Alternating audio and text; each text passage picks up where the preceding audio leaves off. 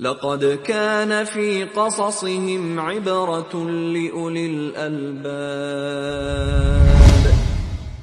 Assalamualaikum warahmatullahi wabarakatuh. Sahabat sekalian rahimakumullah, pada kesempatan kali ini insyaallah kita akan mencuplik sebuah kisah tentang kesabaran. Diriwayatkan dalam hadis riwayat muttafaqun alaih bahwa dari sahabat Anas bin Malik radhiyallahu anhu, suatu hari Rasulullah sallallahu alaihi wasallam menjumpai seorang wanita yang sedang menangis meratap di sisi makam. Rupanya makam tersebut adalah makam dari anaknya yang masih kecil wafat, dan seorang ibu ini dia larut dalam kesedihannya sehingga dia menangis meratap di sisi makam. Menjumpai hal tersebut, Rasulullah SAW memberikan nasihat dan menegur si wanita ini, ittaqillaha wa isbir. Bertakwalah kamu kepada Allah dan bersabarlah. Namun rupanya si wanita ini nggak tahu kalau yang menegur ini adalah Rasulullah SAW. Maka karena dia sangat larut dalam kesedihannya, dia bereaksi yang berlebihan dan dia menyatakan, ilaika anni, pergi dariku, fa innaka lam tusab bi musibati, karena kamu tidak mengalami musibah seperti yang aku alami. Dengan bahasa lain, si wanita ini, minggir kamu nggak merasakan apa yang aku rasakan. Anak saya baru saja meninggal, saya sedih, saya larut dalam kedukaan. Rupanya karena dia nggak tahu bahwa itu adalah Rasulullah, dia sangat bereaksi berlebihan. Setelah Rasulullah SAW berlalu, datanglah seorang yang lain untuk mengingatkan, innahu Nabi SAW. Tahu nggak? Itu yang negur kamu tadi, itu Nabi SAW. Maka si wanita ini kaget, masa? Iya, itu yang negur Nabi Muhammad SAW. Maka si wanita ini merasa bersalah, dia merasa nggak enak hati, dia langsung pergi menuju rumahnya Rasulullah SAW.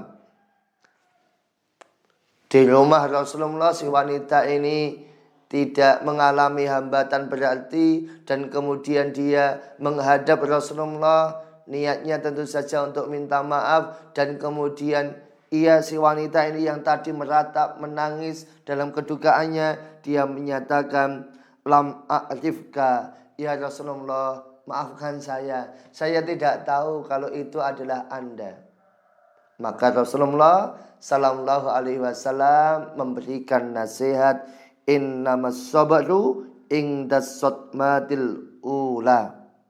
Sesungguhnya kesabaran adalah pada benturan yang pertama. Ini adalah nasihat Rasulullah sallallahu alaihi wasallam untuk si wanita ini, yang juga nasihat untuk kita semuanya. Si wanita ini karena ia mengalami musibah, ditinggal wafat anaknya yang masih kecil, dia sangat larut dalam kesedihan sampai nggak tahu yang menegur adalah Rasulullah.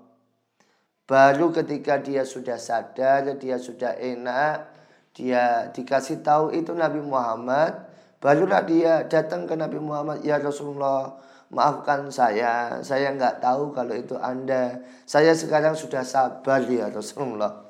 Maka Rasulullah memberikan prinsip pada kita adalah, innamas sabru, sesungguhnya sabar itu indas sadmatil ula, pada pukulan pertama.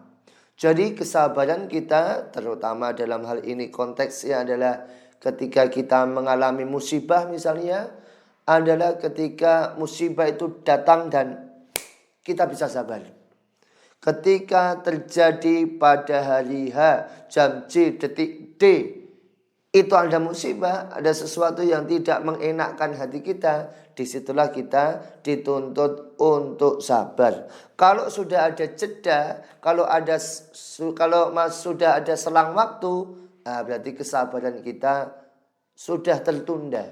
Kesabaran kita sudah tidak utama. Kenapa? Keutamaan sabar adalah ketika kita mengalami musibah, mendapatkan musibah di titik pertama, dan kita bisa tetap sabar kepada apa yang menimpa kita. Dan ini tidak mudah.